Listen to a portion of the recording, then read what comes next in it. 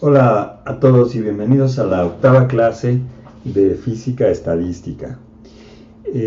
Vamos a hacer primero que nada un breve repaso de lo que hicimos la clase pasada, que fue pues ya ver como un poco más de rigor cómo se pueden manipular algunas de estas variables estocásticas que nos llevan a la descripción del movimiento browniano, que es ahora nuestro objetivo. Entonces lo que hicimos fue establecer los procesos de Wiener.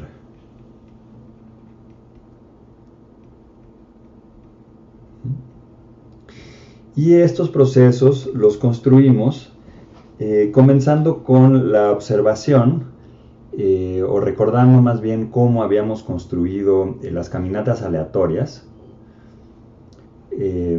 en los que construíamos una nueva variable que era la suma de otras variables aleatorias en las que cada una de ellas, este era 1, en donde cada una de ellas nos daba el comportamiento a cada uno de los tiempos o de los pasos alternativamente. Entonces esta era la posición. Entonces lo que decíamos es que en cada uno de estos pasos de acá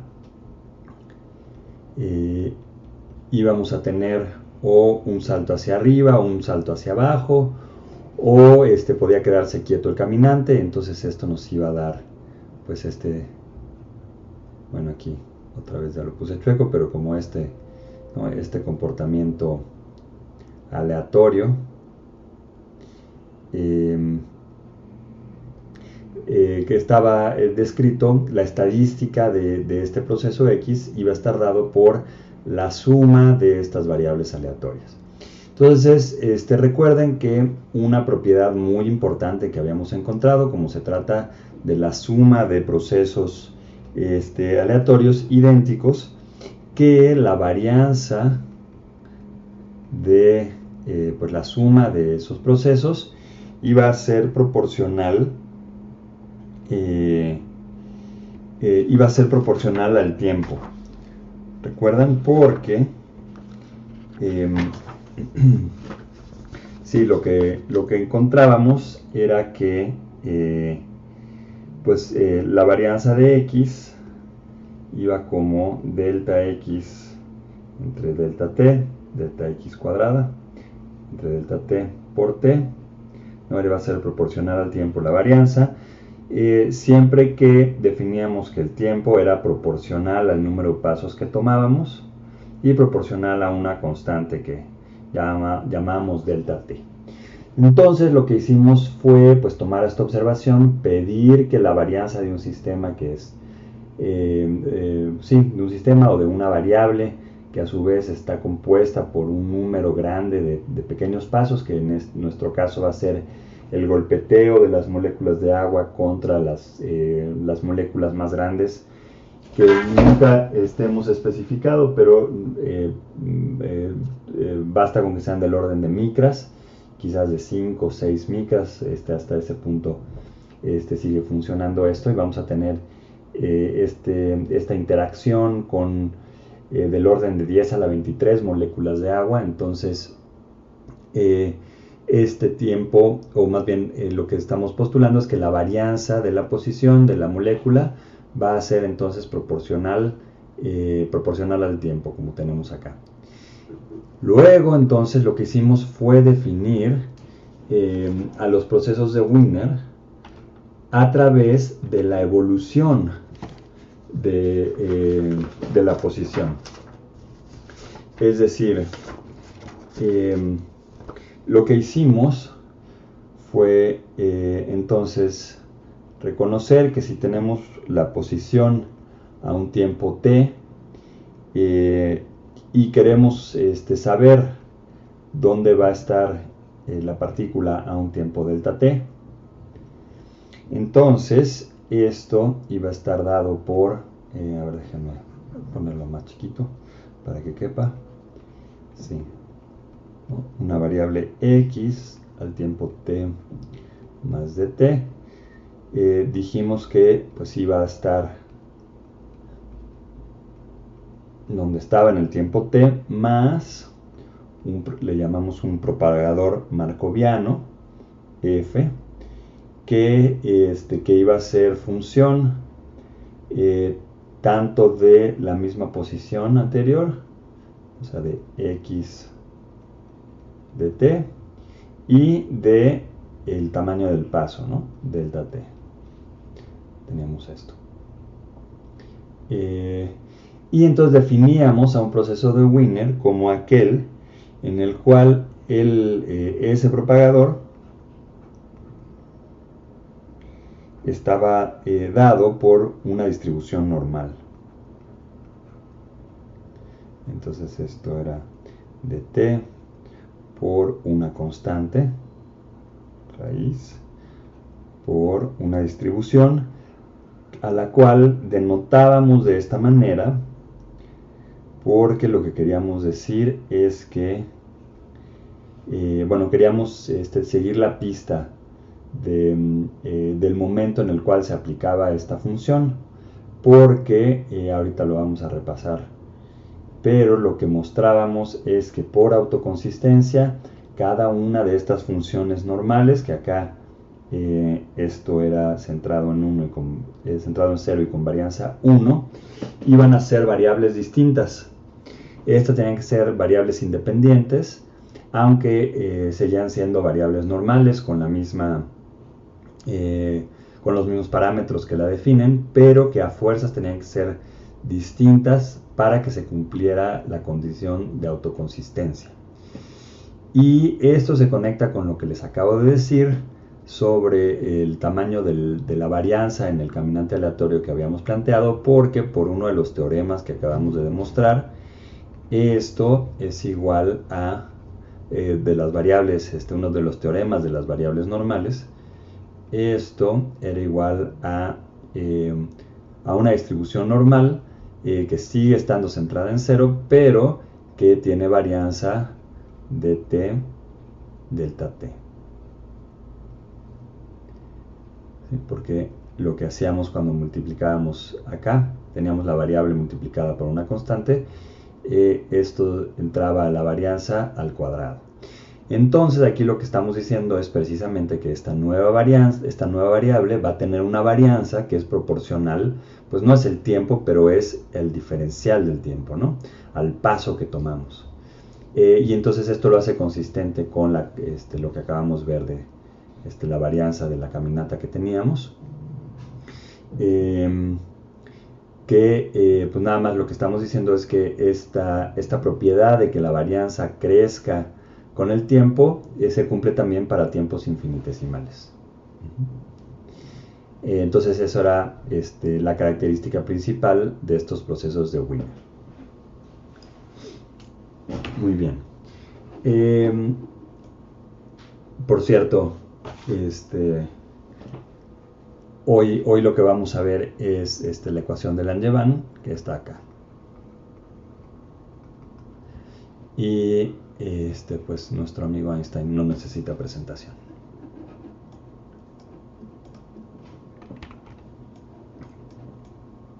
Bueno, luego, pues lo que hicimos fue reconocer entonces que, pues sí, esta ecuación que teníamos originalmente, de t más delta t, menos x de t igual a la raíz de delta cuadrada delta t por una distribución normal en 0 y 1, que esto iba a ser una ecuación diferencial estocástica.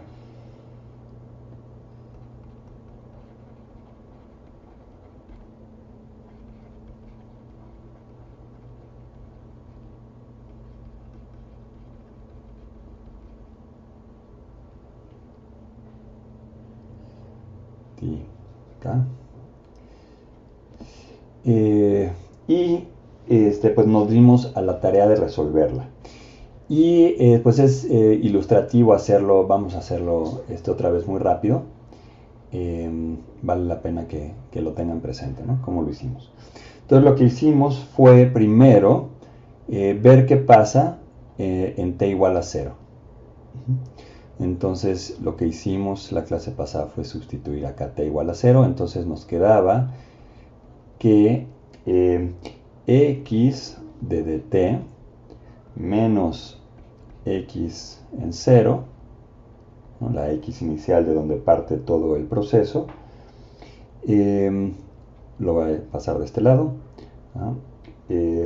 Más la raíz de delta cuadrada de t, y acá entonces reconocíamos que esto era en 0 y acá era 0 más delta t, ¿no? Recuerden que acá, aquí me faltó ponerlo, esto era en t y a t más dt.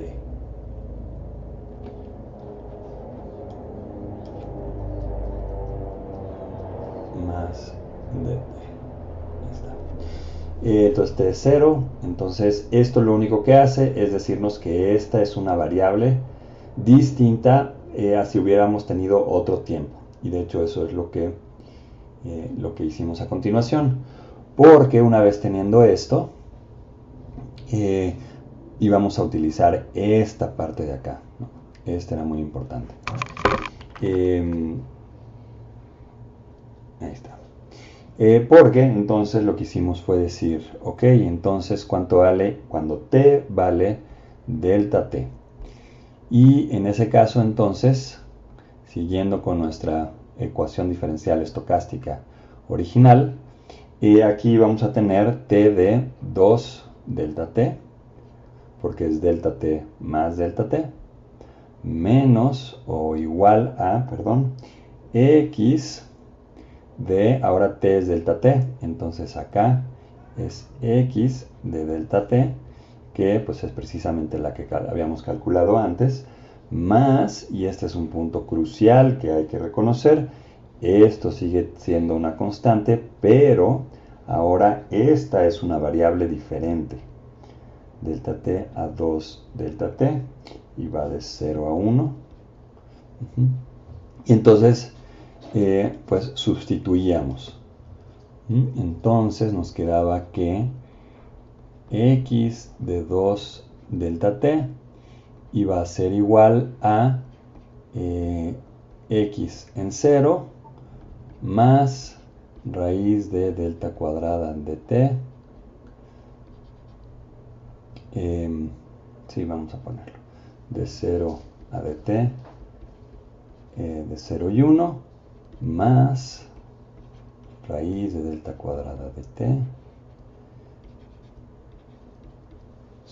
ajá, 0 y 1, y entonces reconocíamos que como esta variable era independiente de esta variable, entonces podíamos aplicar el teorema que demostramos hace 2 clases, o 3 me parece, sobre la suma de dos variables independientes, dos variables aleatorias normales que son independientes. Entonces,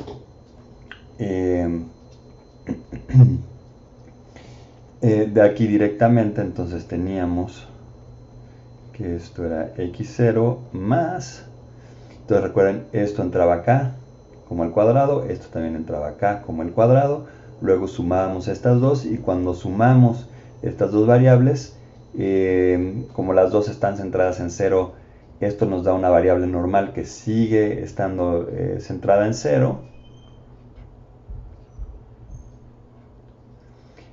pero cuya varianza es la suma de las varianzas. Entonces esto nos quedaba delta cuadrada por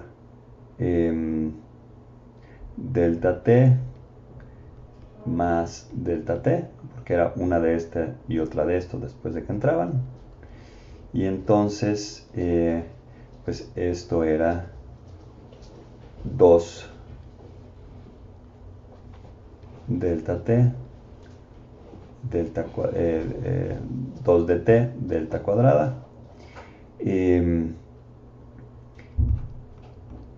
y entonces pues vean que si esto se cumple para 2 delta t, pudimos entonces preguntar qué pasa si t vale 3 dt, ¿no? En lugar de 2 dt como teníamos acá.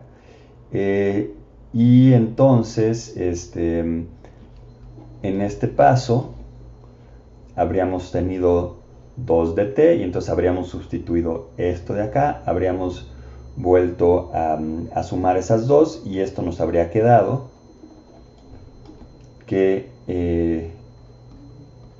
x de 3 dt, ¿no? Siguiendo exactamente los mismos pasos, pues iba a ser la variable inicial que teníamos más otra variable, aquí ya no lo puse, si quieren le ponemos como lo podremos normal, pues de la misma manera. Nada más quiero decirles que esta variable normal es distinta a esta variable normal de acá, ¿no? Entonces esta va a ser otra variable normal, ahora en 3 dt delta, perdón, sigue siendo delta cuadrada.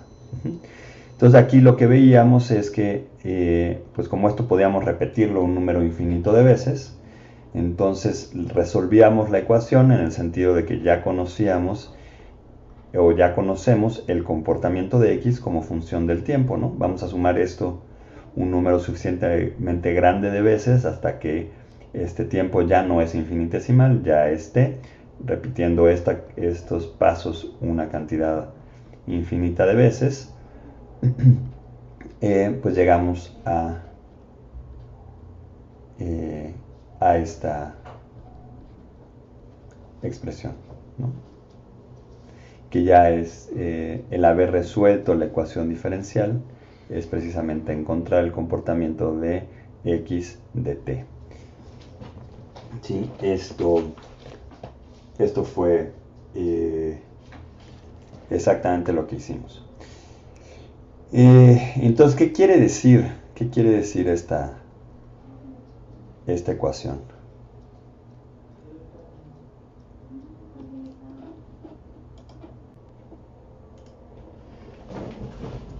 Entonces, lo que quiere decir esta solución que obtuvimos es que, dada una posición a la que estemos al tiempo t, que bueno, puede ser como nuestra nueva posición 0, sería el equivalente a nuestra posición 0, pero bueno, si aquí ponemos, aquí estamos en x de t, donde sea, perdón, esta es x de t, entonces empezamos de aquí, recuerden, este va a ser nuestro x0. Lo que nos dice esta ecuación es que entonces el tiempo que dejemos pasar, ¿no? El tiempo después del cual volvamos a medir cuál es la posición, entonces esto sería t más delta t, ¿no? En este momento de acá, nos está diciendo que pues la distribución de pues todos los posibles valores que podemos obtener a partir de este punto, y que pues la varianza, o sea, en promedio, ¿no? Si hacemos esto muchas veces se va a quedar aquí, por eso la varianza, el promedio es 0, pero lo que nos dice entonces es que la varianza va a ser proporcional a este tiempo que dejemos pasar, ¿no? Entonces aquí tendríamos este delta t, pero ya es un delta t que es macroscópico. Entonces, para ser consistentes, entonces si quieren eso, podríamos ponerlo aquí ya como una delta t, ¿no? Para simbolizar que no es infinitesimal, y la varianza del resultado a partir de este punto pues va a ser proporcional a delta t, es lo que nos está diciendo este resultado. Entonces vean que lo que hicimos fue pues reproducir lo que habíamos encontrado para la descripción de los pasos a partir de esta descripción microscópica, que parece que, o parecería que no ganamos demasiado, pero sí ganamos, porque lo que nos está diciendo es que esto es válido para una t infinitesimalmente pequeña, que esta t podemos dividirla en un medio de t, un tercio de t, etcétera, así sucesivamente. Y entonces que no estamos constreñidos a pasos unitarios, ¿no? Que es lo que hacíamos en la otra descripción, cuando sumamos un número finito de, de pasos para hacer la construcción del caminante aleatorio. Aquí lo que nos dice es, si nos fijamos aquí en un paso intermedio, seguimos teniendo una descripción normal, pero que está renormalizada por el tamaño del paso que sigamos, ¿no? Del paso temporal y no del número de sumas que agreguemos a nuestra variable original que teníamos acá.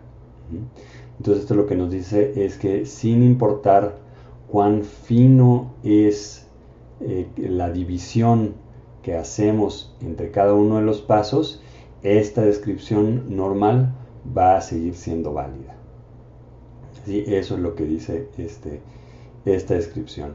Y entonces, operacionalmente, lo que uno hace, y de hecho esto lo van a hacer en la siguiente tarea, es definir un delta t. Ya no es un número de pasos, sino un delta t, el tamaño de ese delta t. Entonces puede ser igual a, pues no sé, si quieren, un medio. Y entonces, empezando en 0, ahí van a empezar siempre sus caminatas, que es lo que les decía, me parece que en la clase anterior. Aquí x0 se va a referir ya a esta posición inicial que ya no es aleatoria, ¿no? Aquí sí sabemos exactamente cuál es. Entonces es este punto, en este van a empezar. Y luego, entonces, para crear una instancia de este caminata, lo que van a hacer es, dada este tamaño delta t que aplicaron acá, y normalizando la delta a 1, por ejemplo, entonces ustedes podrían obtener, ¿no?, de una distribución usando Python o el programa que ustedes quieran, podrían obtener un número aleatorio de esta distribución. Y entonces, pues obtienen dónde va a estar el caminante al tiempo un medio. Entonces vean, aquí ya estamos dándole valores al tiempo y no de manera abstracta. Entonces aquí sería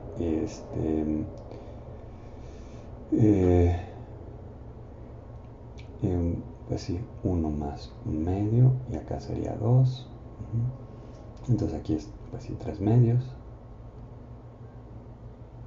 Sí, entonces en este punto obtienen un valor de esta distribución, entonces que está centrada en 0, porque fue donde empezamos en 0, y entonces pues les va a dar como un valor por aquí, ¿no?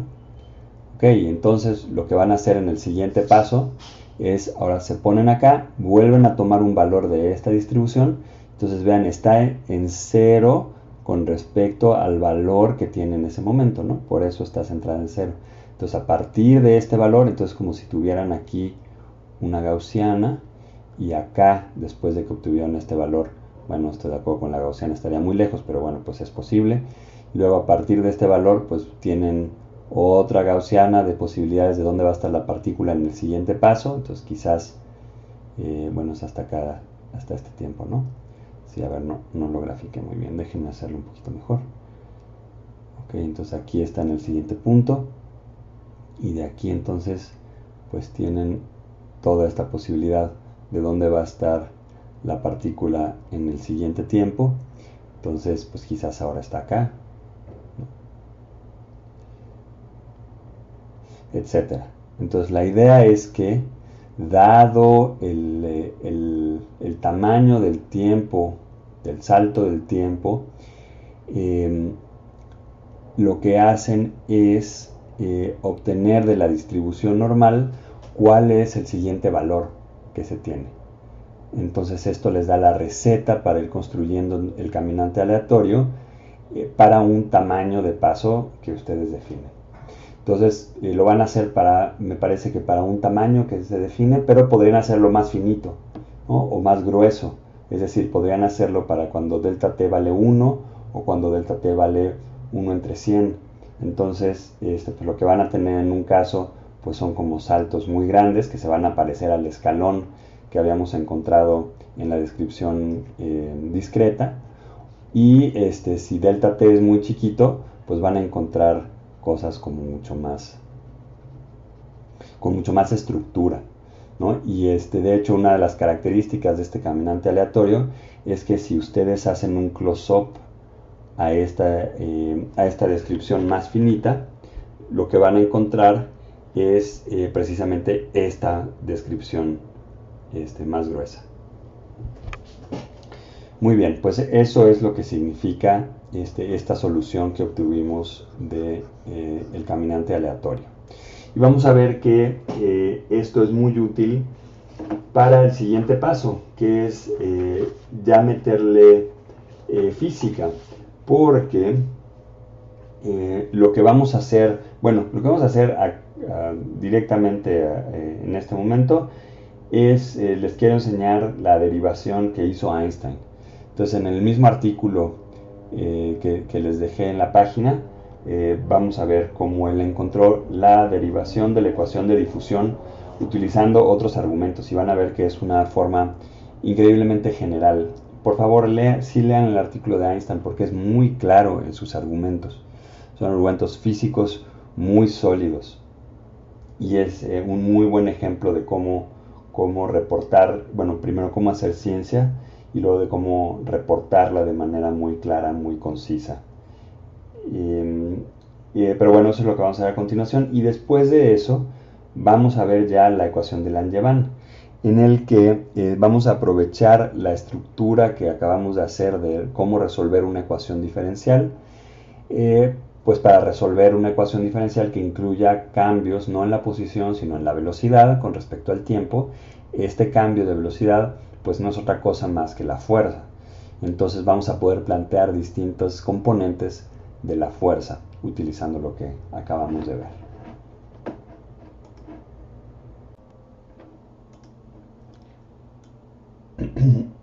Bueno, pues entonces vamos a hacer la derivación de la ecuación de difusión que encontramos la semana pasada a partir de nuestra solución del caminante aleatorio, pero como lo hizo Einstein.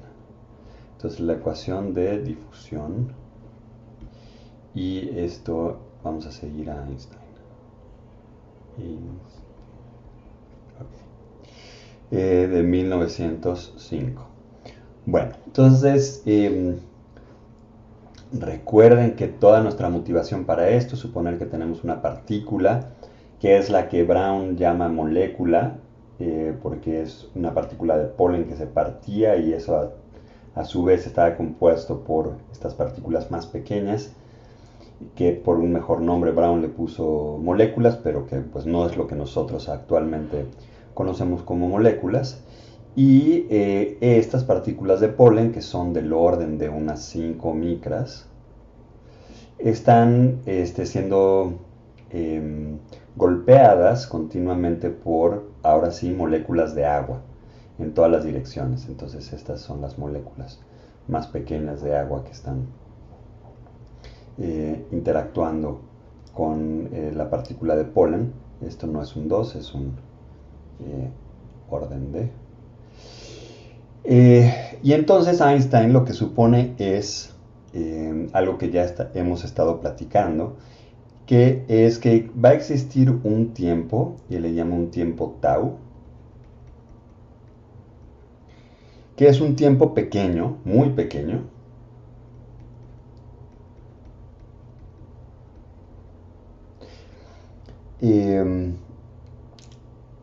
y por muy pequeño, recuerden que siempre en física tenemos que especificar, ¿no? Es pequeño con respecto a qué o grande con respecto a qué. Queremos decir que es pequeño comparado con tiempos experimentales. Es decir, son tiempos que no podemos medir experimentalmente. Pero, entonces es tiempo muy pequeño experimentalmente.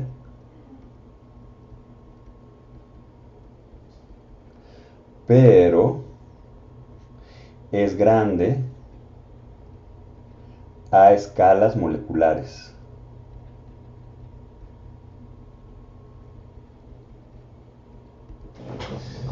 ¿Sí?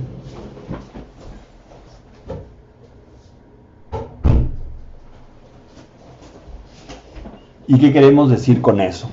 Pues tiene que ver con el hecho de que otra vez tenemos del orden de 10 a la 23 partículas, y entonces en este tiempo t estamos suponiendo que van a ocurrir un número muy grande de colisiones. Entonces imagínense, si tienen 10 a la 23 partículas, por más pequeño que sea t, van a tener un número gigantesco de colisiones con la partícula únicamente por el hecho de tener tantísimas, ¿no? Incluso si tienen nada más 10 a la 10, pues van a ser muchísimas.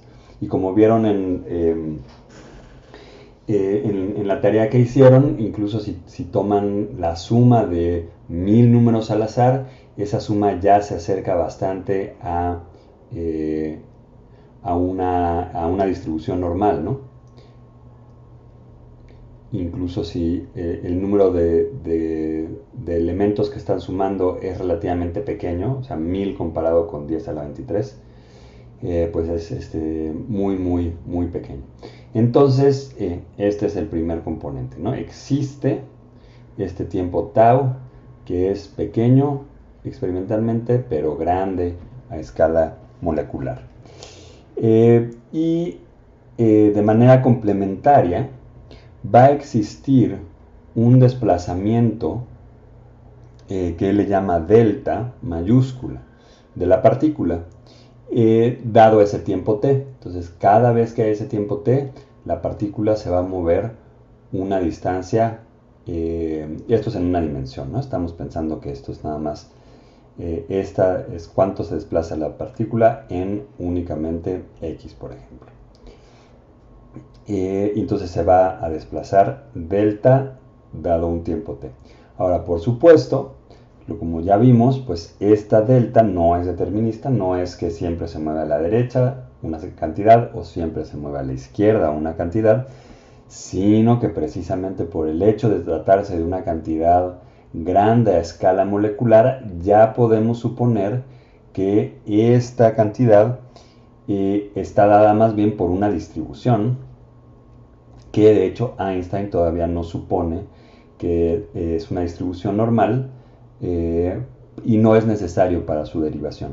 Pero únicamente vamos a suponer que, pues sí, hay cierta distribución, y lo que sí es importante es que pues no hay nada que rompa la simetría. Entonces esta es una función par, o sea, es idéntica para delta que para menos delta. Entonces lo único que vamos a suponer es que es una función par. Ok, y pues ¿qué características tiene que cumplir esta función? Bueno, pues más formalmente, phi de delta por delta por d delta nos da la fracción de movimientos en un intervalo delta más d delta. Y por supuesto está normalizada, entonces cumple con esta condición.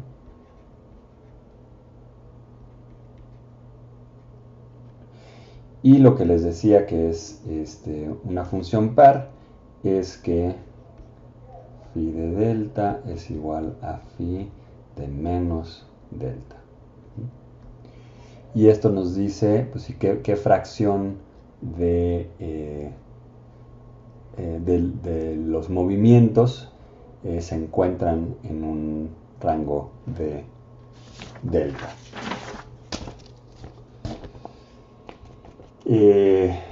Ok.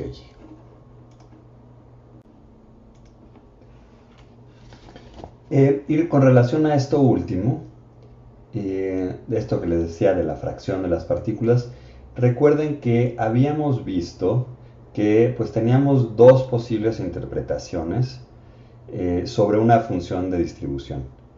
Una es, si tuviéramos una sola partícula, cuál es la probabilidad de encontrarla en distintas posiciones, puede ser a distintos tiempos, o si tenemos muchas partículas, cuál sería la densidad de las partículas como función del tiempo. Entonces, por ejemplo, si tenemos que n es el número de partículas totales,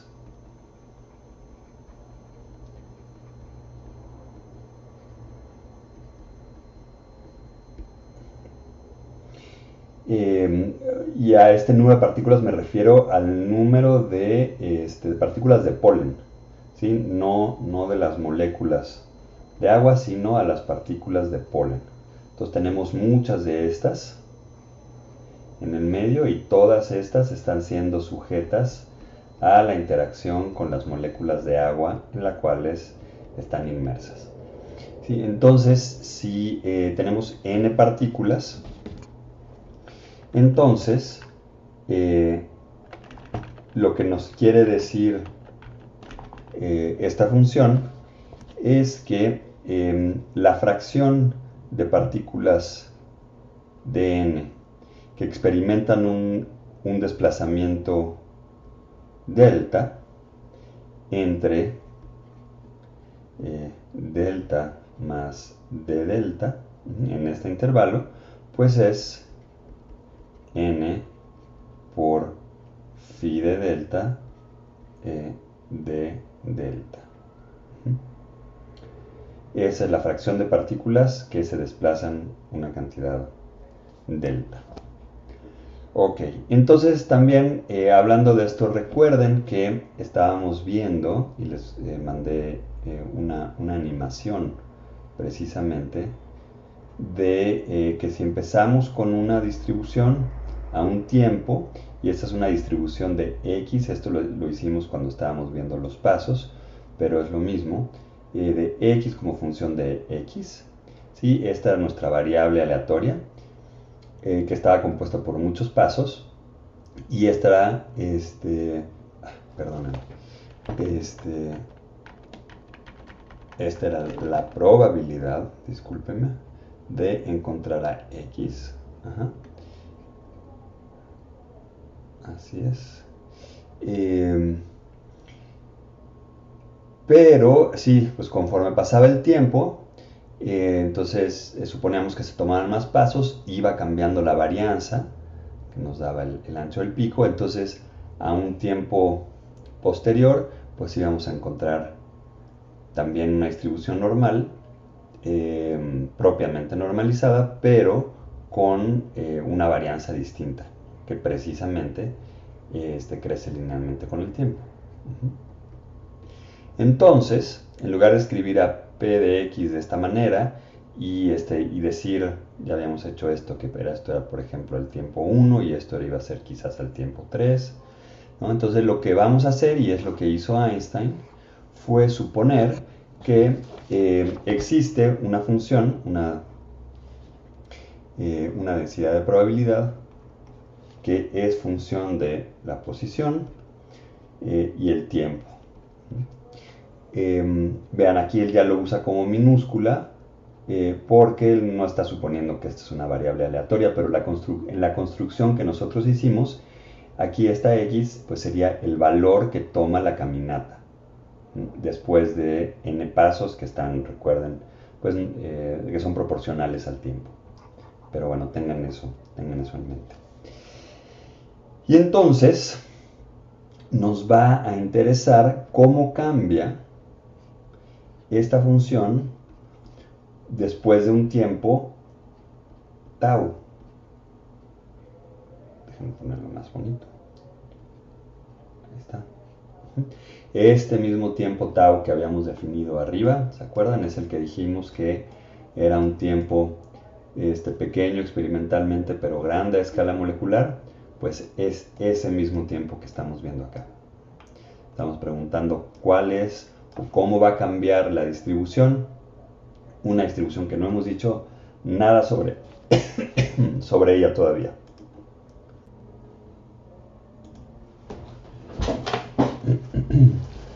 Y entonces, la genialidad de Einstein, en este caso, consistió en reconocer que esta función, pasado un tiempo tau, entonces recuerden, estamos viendo lo que pasaría si, ¿no? Si tenemos una distribución y ahora pasa un tiempo tau, cómo va cambiando esta distribución. Esa distribución pues va a cambiar precisamente como resultado de pues cada uno de estos, de las contribuciones de cada uno de estos desplazamientos. Entonces, pues esto nos lleva a escribir que f de x y t más tau, pues es la suma de todas las contribuciones de f de x más delta al tiempo t, multiplicado por la distribución de deltas de delta. Esta es pues la ecuación que nos va a permitir derivar la ecuación de difusión. Entonces, una vez más, es mostrar que, pues sí, la forma que va a tener la distribución después de un tiempo t es la consecuencia de la suma de todas las contribuciones de los desplazamientos delta. Ok.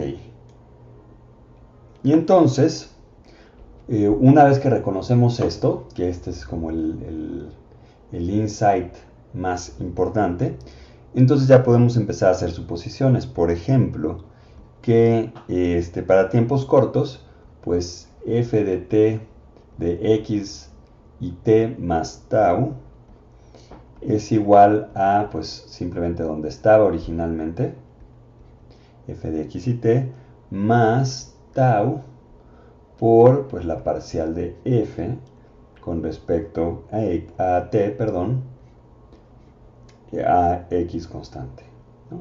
Estamos expandiendo o desarrollando en series alrededor de tau. Perdón, a primer orden en tau, alrededor de t. Y de manera análoga podemos desarrollar a f de x más tau y t alrededor de x igual a 0. Perdón, alrededor de delta igual a 0. Y esto va a ser igual a pues f de x y t más delta por la parcial de f con respecto a x más delta cuadrada entre 2 factorial por la segunda parcial de f con respecto a x. Aquí desarrollamos en segundo orden porque de hecho a primer orden se nos va a ir aquí en la integral. Nada más, antes de continuar me gustaría que regresaran a este punto y se convenzan de que esta ecuación es correcta, de lo que estamos haciendo al proponer que pues donde va a estar o la forma que va a tener la distribución después de un tiempo tau, pues está dado por todas las contribuciones que tuvo por los desplazamientos de x, perdón, de delta en este tiempo tau. ¿Sí? Esto es lo importante, esto es lo que conecta a tau con delta. En este tiempo tau se efectuaron todos estos desplazamientos delta. Ok, entonces ahora lo que vamos a hacer es sustituir esta ecuación acá y sustituir a esta ecuación acá. Entonces vamos a hacerlo. Entonces nos queda que f de x y t más, déjenme hacerlo más compacto, f de x y t más tau por la parcial de f con respecto a t es igual a f de x y t, porque al sustituir esta ecuación acá, vean, esta es una integral en delta. Entonces, como este elemento no tiene a delta, pues lo podemos sacar de la integral. Entonces, este primer término, cuando lo metemos, nos va a dar a f de t por la integral de lo que sigue, que es de phi de delta por d delta, y esto pues sabemos que es 1, ¿no? Esto está normalizado, entonces esta integral del primer término nos queda simplemente f de x y t más la integral que involucra a x. Entonces esto va a ser la integral de menos infinito a infinito de delta por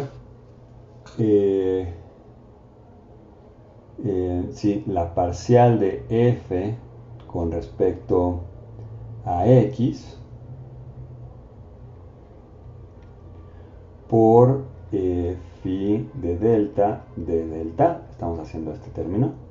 Vean que este término no va a depender de delta, f no depende explícitamente de delta, entonces este término también lo sacamos. Esto podemos sacarlo de la integral. Y nos queda la integral de delta por phi de delta, pero habíamos pedido que phi fuera una función par. Entonces, dado que delta es impar, pues la integral de una función impar es 0. Entonces, esta integral, este término, nos va a dar 0. Entonces, vamos a quitar todo esto. Okay. Y nos queda esta integral. Entonces, acá vamos a tener la integral de menos infinito a infinito de delta cuadrada entre 2 por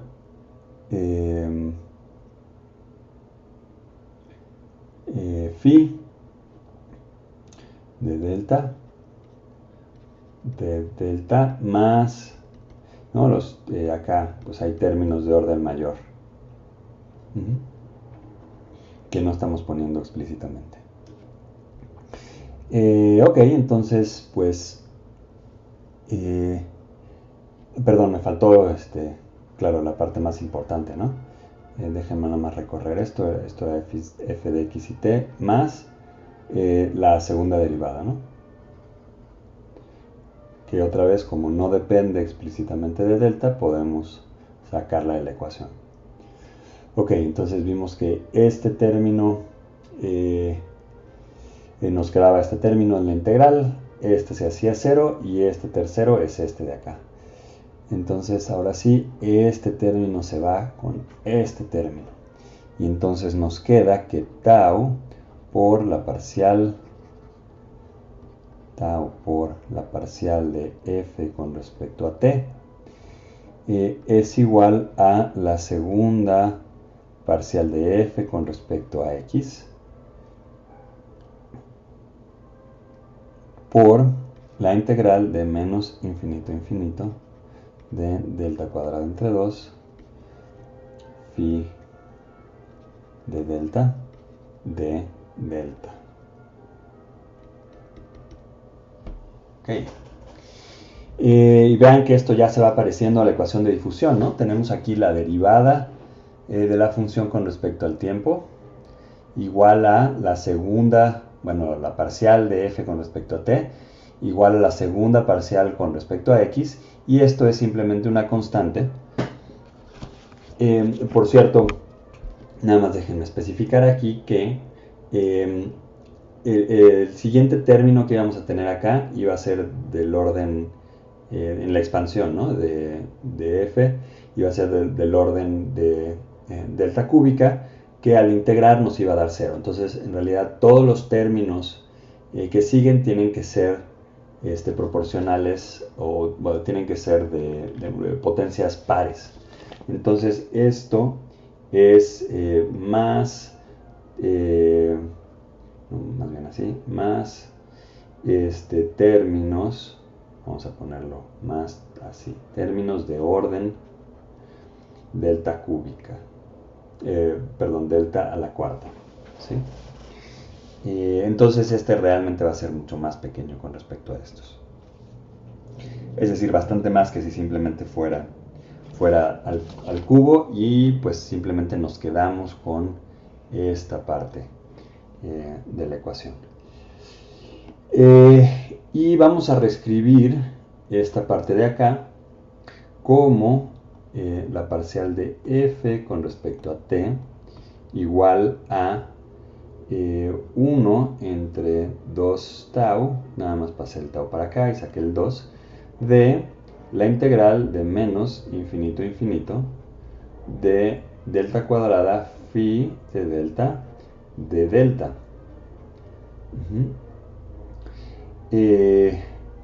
Y a todo esto,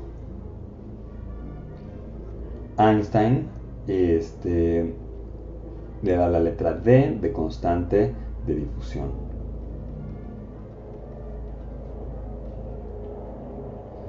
Y una vez más, espérenme, se me olvidó. Es esto por la segunda parcial de f con respecto a x que teníamos acá. Entonces, pues ya nos queda la ecuación de difusión, ¿no? Y vean de qué manera tan general la obtuvimos. Entonces la parcial de f con respecto a t es igual a una constante por la segunda parcial de f con respecto a x, que fue precisamente la ecuación que en la clase pasada vimos que cumplía la solución que habíamos encontrado del caminante aleatorio. En donde, incidentalmente, de hecho no es casualidad, este término de aquí no es otra cosa que la varianza de delta. Por definición, ¿no? Esta es la función de probabilidad. Entonces la varianza, siempre que el promedio está en 0, ¿no? Esto nos va a dar el promedio. O sea, toda esta integral es el promedio de delta cuadrada, que si el promedio de delta es 0, como es el caso, pues implica que todo esto es la varianza de delta. De modo que si hubiéramos propuesto entonces una distribución que fuera igual a una normal, otra vez centrada en 0, y con varianza igual a delta cuadrada tau, esta vez ponemos tau, aunque antes pues aquí teníamos el tiempo, ¿no? Pero estamos usando la misma tau que utiliza Einstein para reconocer el tiempo necesario para tener el suficiente número de colisiones. Entonces, pues recuperamos la misma constante de difusión que habíamos encontrado para los procesos de Wiener. ¿Se acuerdan? Porque entonces aquí D nos va a quedar, ¿no? Por definición, esto va a ser la varianza. Entonces esto es simplemente 1 entre 2 tau por delta cuadrada tau. Y esto es pues delta cuadrada entre 2, que era la constante de difusión que habíamos encontrado para los procesos. Más bien cuando mostramos que la solución de los procesos de Wiener cumplían con la ecuación de difusión, habíamos encontrado que este factor de proporcionalidad era delta cuadrada entre 2. Entonces recuperamos lo que hicimos de esta otra manera. Y bueno, nada más para recalcar, ¿no? Lo que habíamos encontrado es entonces que pues esta nueva f que en la notación de Einstein, que era f de x y t, en nuestra notación va a ser p de x y t, bueno, nuestra notación con la que habíamos tenido antes, y esto es igual a 1 de raíz de 2 pi delta cuadrada t por no, la distribución normal, a la x menos x0 cuadrada entre 2 delta cuadrada t. Entonces, pues recuerden, esta función cumple con la ecuación de difusión. Y se los quería mostrar también de esta manera para que vieran que pues es una ecuación, o la ecuación de difusión es mucho más general que lo que hemos estado haciendo. Y se deriva, hay que tenerlo bien en mente, de esta ecuación. Entonces, una vez que reconocemos que esta ecuación está bien, que ustedes ya están convencidos que en efecto los cambios o la evolución temporal de la función de distribución o de la densidad de probabilidad tiene que estar dada por pues, los cambios que surgió la misma distribución como función del tiempo, perdón, como función de la posición, dada la distribución de los cambios de posición que tenemos a priori, y que esa pues, puede tomar varias formas y no necesariamente tiene que ser una distribución normal. Habríamos llegado de todos modos a la ecuación de difusión, solo que habríamos tenido que recordar que esta constante de difusión pues, es simplemente la varianza de la distribución, ¿no? Pero bueno, sí quiero que vean que es una ecuación mucho más general. Espero que hayan podido seguir el artículo de Einstein, pero creo que es bastante claro. Bueno, pues vamos a pasar entonces ya al inicio de la descripción de la ecuación de Langevin. Para esto vamos a recordar nada más brevemente que anteriormente lo que reconocimos cuando estábamos tratando con los propagadores markovianos era que si teníamos una variable aleatoria que era función de t más dt y luego teníamos menos bueno, de hecho la manera en la que llegamos a esta descripción era decir, bueno, este valor que obtenga esta variable va a ser igual al valor que haya tenido al tiempo t más el propagador, ¿no? Con el que estábamos trabajando. Y este propagador era raíz de delta cuadrada de t por una distribución normal. Esto nos daba el propagador markoviano, que era función de t y de la variable de t también en 0,1, ¿no? De hecho era nuestra definición de propagador markoviano y esto era lo que iba a definir un proceso de Wiener. Y en el camino lo que hicimos fue mostrar que esta ecuación podíamos escribirla de esta manera, en donde si de aquí sacábamos un delta t, aquí nos quedaba raíz de delta cuadrada en dt, y entonces acá podíamos poner un delta t. Sí, esto lo hicimos cuando estábamos desarrollando o cuando estábamos explorando qué propiedades tenían estas ecuaciones.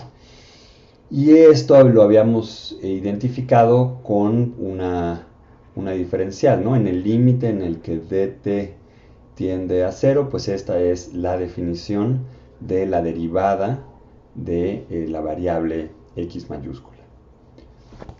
Y de aquí habíamos visto que por el hecho de que dt estuviera acá en el denominador,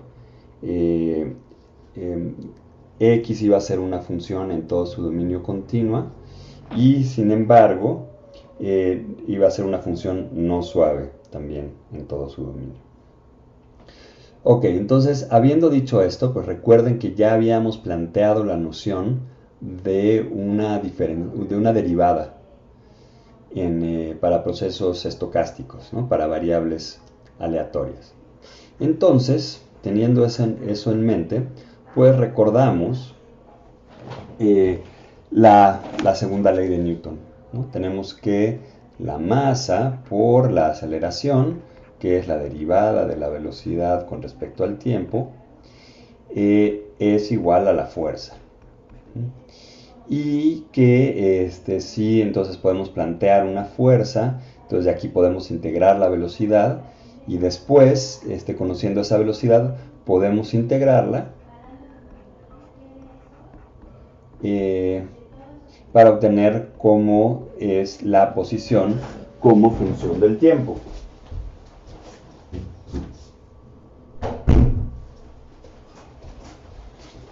Y esta es pues una de las estrategias para resolver las trayectorias conociendo la fuerza, ¿no? En este caso particular, si la fuerza es función del tiempo y no de la posición.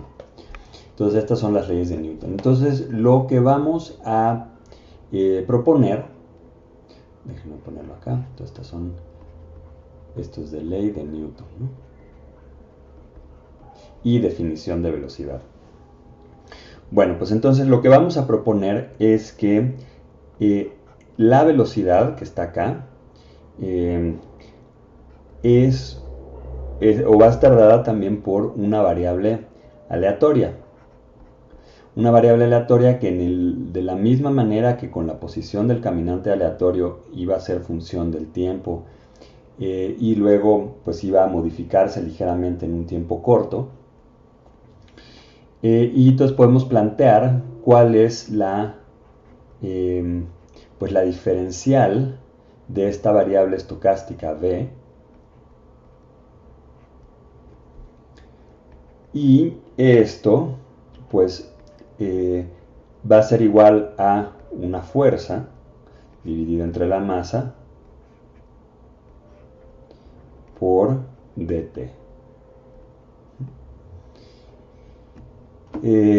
Que pues en realidad si dividimos acá entre dt, pues estamos definiendo también una velocidad, una aceleración estocástica, y que de manera análoga con las ecuaciones de Newton vamos a tener una variable x, que ahorita ya vamos a dejar detrás la descripción que teníamos de los microestados, que es de cada uno de los valores que puede tomar x, en los que recuerden diferenciábamos x minúscula de la variable x. Entonces vamos a usar ya únicamente x de esta manera para definir a la variable aleatoria.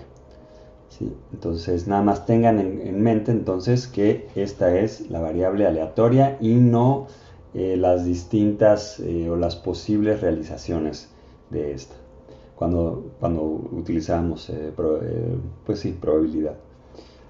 Y entonces de manera análoga con la ecuación de Newton vamos a tener que la posición, que también va a ser una variable aleatoria, al tiempo t más delta t menos la posición en el tiempo t, está dada por la velocidad. Es decir, por esta misma variable aleatoria multiplicada por delta t. Entonces es lo que estamos proponiendo. Si conocemos una fuerza, entonces vamos a tener o vamos a poder obtener la velocidad, y de la velocidad, si integramos, vamos a poder obtener la posición. Muy bien, y pues esto es muy importante porque, como en un video que les mostré, lo que estamos suponiendo es que esta partícula bueno, pues está sujeta a las leyes de Newton. Entonces, en principio, imagínense que está en un espacio completamente uniforme, completamente homogéneo. ¿no? Esta es una idealización, esto es simplemente un espacio homogéneo. Entonces, o vacío si ustedes quieren. Entonces, si esto se está moviendo a cierta velocidad, si la partícula tiene cierta velocidad, pues mantiene su estado de movimiento a menos que exista una fuerza. Por un lado. Por otro lado, dado que la partícula no está en vacío, que sí está sumergida en un sistema en el que está sujeto a las distintas interacciones con las partículas, hiciéramos aquí un close-up, como vieron en estos videos que les puse de cómo se ve una de estas partículas en un microscopio, pues esto está fluctuando alrededor de su posición de equilibrio, pero pues en cada uno de esos momentos uno podría calcular una velocidad que es detenida, es decir, la partícula no mantiene su estado de movimiento. El mismo fluido en el que está inmerso la está deteniendo. Entonces lo que hizo Langevin fue reconocer que el medio es fuente tanto de las oscilaciones en la posición de la partícula, el hecho que se esté moviendo aquí, como del frenado de la partícula. Y a eso él entonces, vamos a escribirlo, entonces él detectó que las colisiones frecuentes de las moléculas tienen estos dos resultados. Uno, que son las fluctuaciones de la posición de la partícula,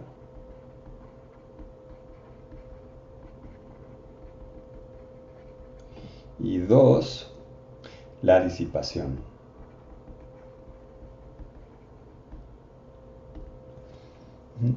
Vean, si ya leyeron el artículo de Brown, notarán que esta descripción que hizo mucho tiempo después Langevin no es para nada trivial. Si uno se asoma al microscopio y ve que la partícula se mueve, lo primero que piensa, como le ocurrió a Brown, es que la partícula es la que se está moviendo.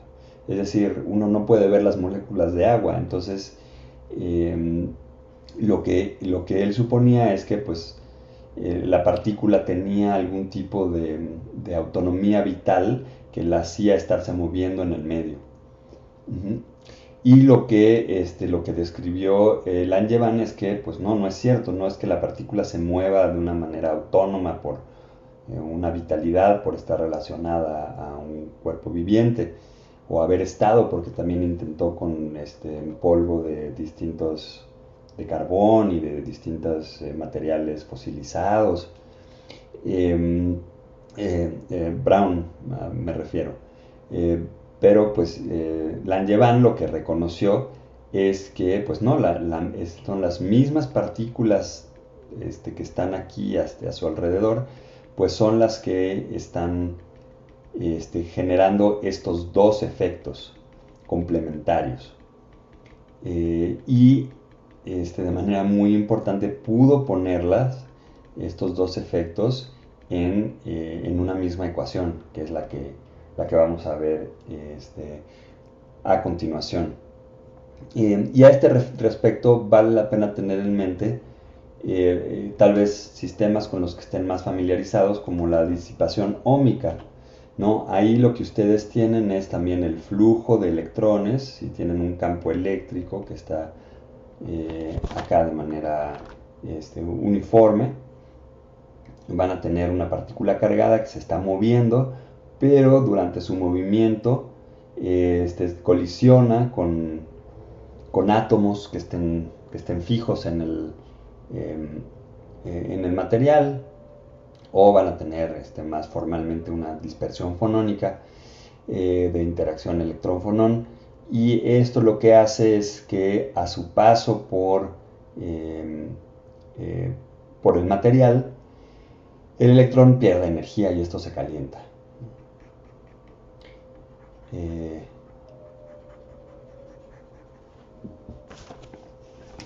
Muy bien. Entonces, pues vamos a escribir la ecuación de Langevin. Entonces, él lo que propone es que la velocidad al tiempo t más dt menos la velocidad al tiempo t va a ser igual, ¿no? Aquí ya vamos a igualar a fuerzas, ¿no? A fuerzas que tenemos que multiplicar por un término de t, como en el caso de la ley de Newton, para que nos dé algo equivalente a esta parte de aquí, ¿no? O a esta parte de acá, como lo habíamos escrito. Entonces vamos a tener una parte que tiene que ver con disipación. Entonces recuerden que una manera sencilla, fenomenológica de describir la disipación es proponer que sea proporcional a la misma velocidad. Entonces aquí nos falta un dt. Entonces si tuviéramos nada más estos términos, tendríamos que pues el cambio de la velocidad es igual a, o es proporcional a la velocidad, y este factor de proporcionalidad sería un coeficiente de fricción. Ok, pero entonces Langevin reconoció que si existía este término que tenía que ver con la disipación, entonces pues también tenía que haber una fluctuación. Y él lo que propone entonces es que esta fluctuación está dada por el mismo término que ya habíamos encontrado cuando hicimos la descripción del caminante aleatorio. Es decir, es una fluctuación que está dada por una distribución normal centrada en 0 con varianza 1 y multiplicada por otra constante que aquí le vamos a llamar beta por dt, de modo que en realidad la varianza de estas fluctuaciones crecen con el tiempo, ¿no? Recuerden por este teorema que vimos, este término en realidad es igual a n de 0, beta cuadrada t. Entonces lo que está proponiendo es que hay estas fluctuaciones que en promedio hacen que la partícula se quede quieta, ¿no? En promedio la partícula está en el mismo lugar, y sin embargo, si uno mide las fluctuaciones alrededor de este punto, esas fluctuaciones crecen linealmente con el tiempo. Muy bien. Entonces, vamos a ver cómo relacionamos estas dos, cómo solucionamos esta ecuación.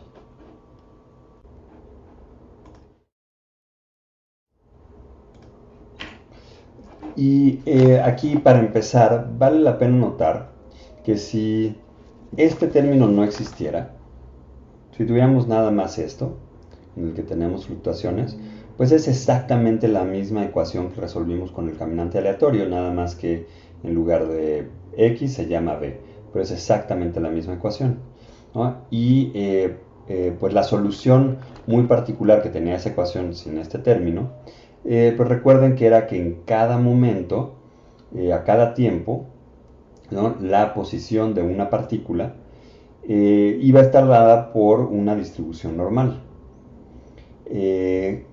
completamente ausente de memoria. O sea, no importaba qué valor había tenido antes, lo único que necesitábamos para determinar cuál era el siguiente paso, cuando acá era x, era pues el tamaño del paso delta x. Entonces aquí habíamos dibujado, recuerdan acá una gaussiana, ¿no? Entonces el siguiente paso quizás estaba acá, pues dependía de eso.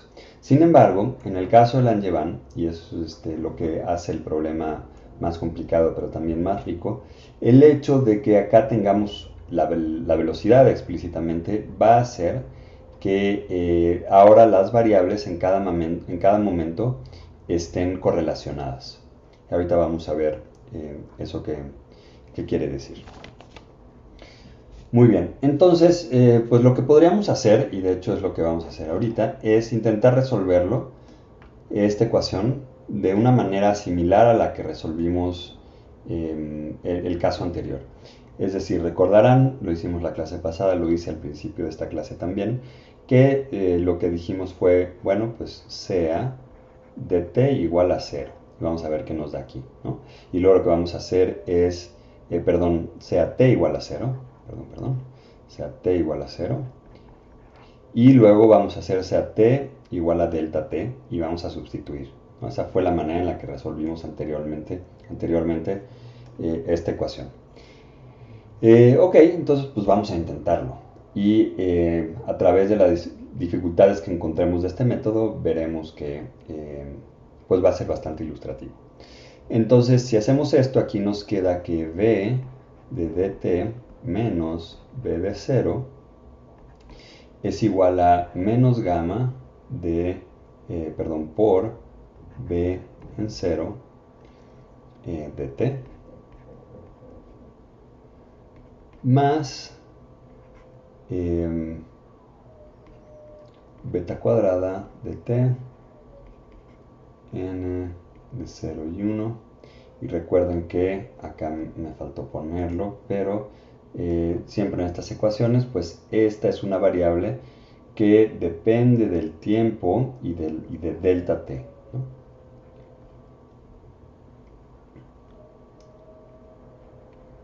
Depende del intervalo que estamos evaluando, porque van a ser distintas funciones dependiendo de t y de delta t, como lo vimos en las clases anteriores. Ok, entonces pues acá es n de 0 y acá nos queda nada más delta t.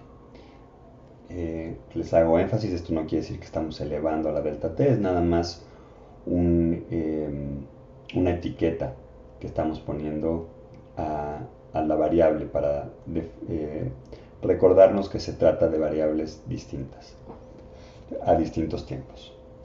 Ok, entonces es el primer paso y ahora hacemos el segundo paso, que es suponer que t vale de t. Entonces en ese caso aquí nos va a quedar, ¿no?, de este lado de la ecuación nos va a quedar v de 2 de t menos v de dt. Y bueno, aquí nada más para que vean, ¿no?, la estrategia que seguimos la vez pasada es sustituir aquí y también lo vamos a hacer, pero bueno, continuemos. Es menos gamma de v de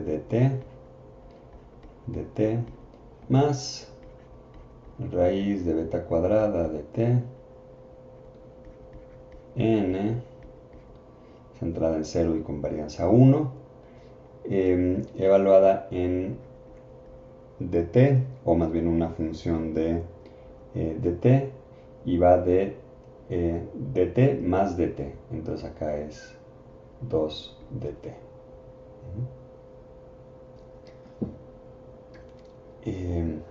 Ok, entonces pues vamos a sustituir, o si quieren de aquí vamos a despejar v de dt y vamos a sustituir aquí y vamos a sustituir acá. Entonces de este lado nos va a quedar v de 2 dt, eso es nada más, es igual a sí, vamos a poner acá en un paréntesis v0 que multiplica a gamma con dt y le sumamos un 1, ¿no?, de cuando pasamos de este lado. Entonces acá va a quedar v0 por 1 menos gamma dt, esto es nada más despejando, más raíz de beta cuadrada de t por n de 0 de t. Ese es únicamente este elemento que multiplica a 1 menos gamma de t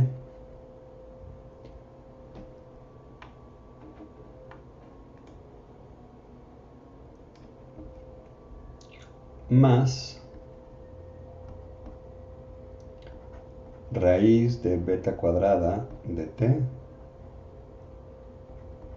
por n de dt 2 dt 0 y 1. Ok, entonces a ver, ¿qué hicimos? lo que hicimos fue, acá teníamos 1 menos gamma de t, ese es este término de acá, que iba a multiplicar a v de t, y a su vez v de dt, o v evaluada en dt,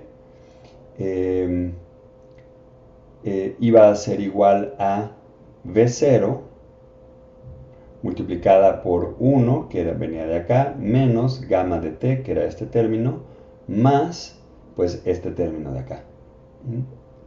Entonces, todo este término de aquí, esto de aquí, es v evaluado en dt,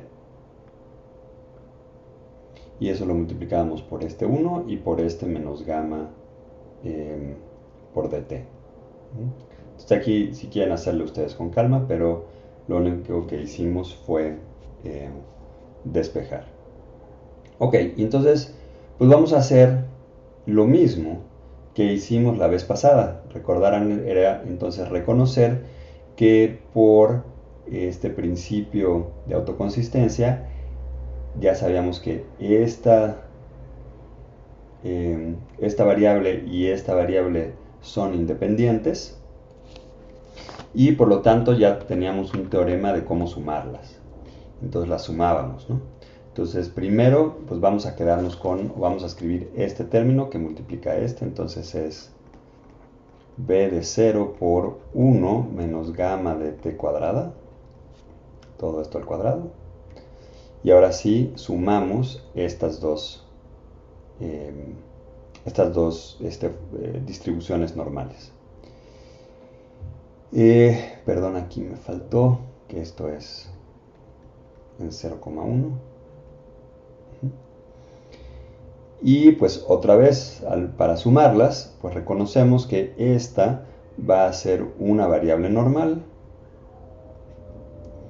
que está centrada en 0 y cuya varianza es igual a la suma de las varianzas. Y aquí la varianza de este elemento es beta cuadrada de t por este término, ahí es donde nos mete ruido,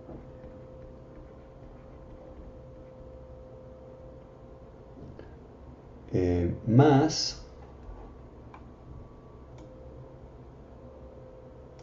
todo esto es la varianza, más beta cuadrada de t.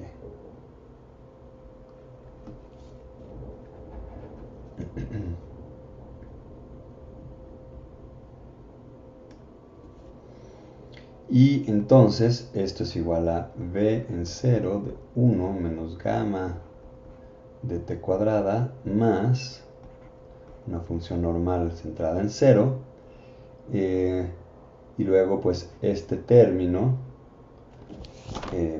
vean que no se va con este término, sino que se suma. ¿Sí? Entonces aquí va a ser 2 veces beta cuadrada, o si quieren en términos de lo que teníamos antes, beta cuadrada por 2 dt, pero además nos queda este término, ¿no? Menos beta cuadrada gamma de t cuadrada.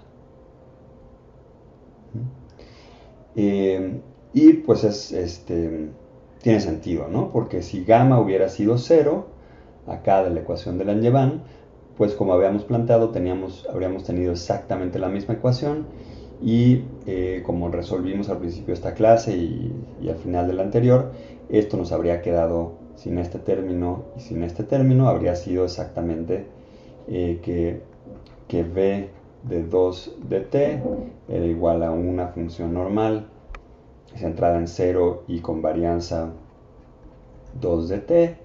Entonces lo que habríamos hecho es repetir esto muchas veces, y entonces habríamos encontrado que la velocidad es una función normal cuya varianza es proporcional al tiempo. Pero no es así. Ahora sí tenemos esta gamma, y esto muestra que no podemos seguir exactamente el mismo procedimiento que seguimos para resolver la otra ecuación. Necesitamos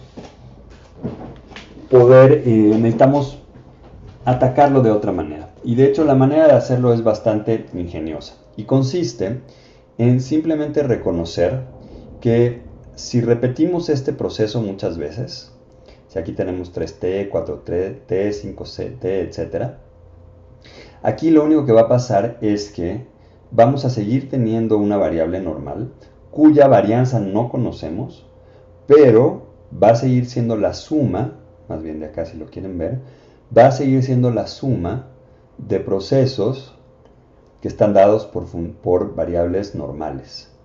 Entonces, con eso nos va a bastar para poder resolverlo.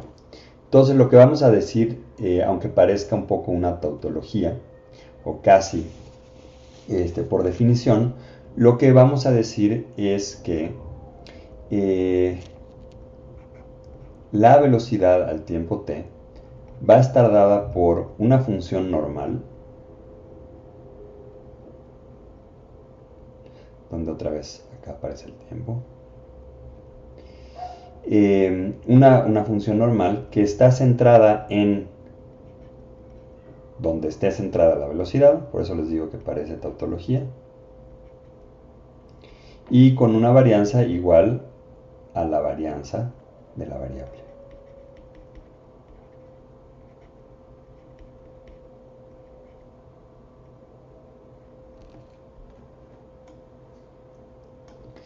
Y esto que acabamos de hacer es para convencerlos de eso, de que en efecto, como a lo largo de cada una de estas pequeñas sumas, lo que vamos a tener es una suma de variables normales, entonces podemos decir que la velocidad va a tener esta forma, va a ser una variable normal con cierta varianza y con cierto promedio, de las cuales no conocemos, pero son las que vamos a resolver. Sin embargo, solo por el hecho de poder escribir a la velocidad de esta manera, vamos a ver que ahora utilizando la ecuación de Langevin, otra vez, vamos a poder resolver cuál es el promedio, lo que estamos buscando, ¿no? Ahora esa es la incógnita. Ya sabemos que tiene que ser una función normal. Ahora lo que vamos a hacer es, o lo que quiere decir resolver la ecuación diferencial, es pues encontrar cuál es su media y cuál es su varianza. Me parece que vamos a dejarlo hasta aquí.